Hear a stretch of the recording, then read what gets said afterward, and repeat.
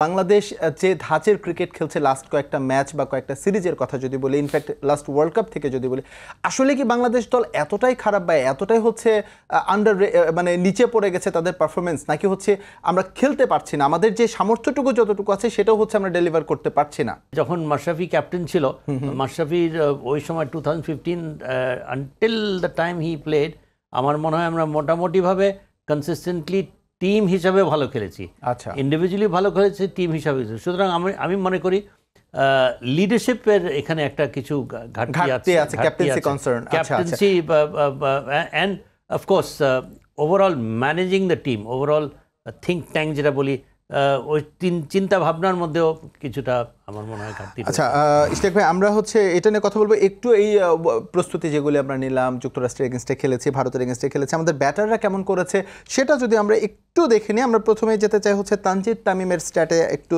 যেতে চাচ্ছি।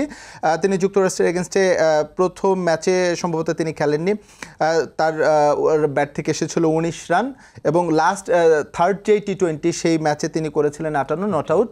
বাট এর আগে সিরিজটা আমাদের হাতছাড়া হয়ে গেছে। ভারতের এগেনস্টে তিনি কালকে খুব বেশি একটা ভালো করতে পারেননি, 17 রানে তিনি আউট হয়ে গেছেন। তার ওভারঅল গড়ের কথা যদি বলি, এখন পর্যন্ত তিনি যে কয়েকটি টি20 ম্যাচ খেলেছেন তার এভারেজ হচ্ছে 47.40, স্ট্রাইক রেট হচ্ছে 126.73, মানে একেবারে আহামরি স্ট্রাইক রেট না হলে পরেও খারাপ বলা যাবে না বাংলাদেশের প্রেক্ষাপটে।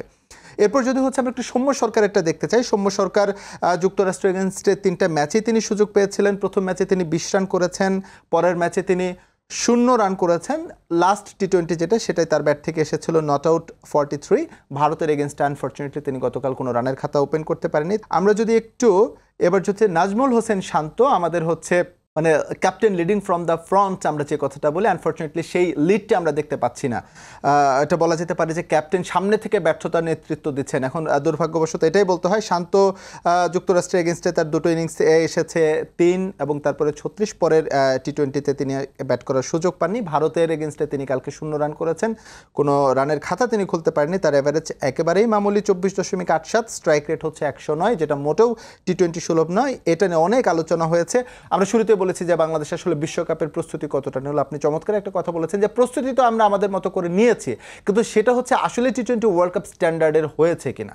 আসলে ওয়ার্ল্ড কাপ স্ট্যান্ডার্ড হয়নি, মানে আমরা আমাদেরটা নিয়ে নিয়েছি। আমরা এখান থেকে খেলে গেছি, জিম্বাবুয়ের দলের এগেনস্টে খেলেছি, তার আগে কিছু ক্রিকেট খেলেছি, সেই জন্য। এবং বলতেও শুনেছি যে আমরা মোটামুটিভাবে, ইভেন হাতের সিংও বলেছে যে আমরা প্রস্তুত, মানে প্রস্তুতির দিক দিয়ে কোনো রকমের ঘাটতি নেই। এখন খালি গিয়েও ইউএসএতে গিয়ে একটু অ্যাডাপ্ট করার ব্যাপার স্যাপার আছে।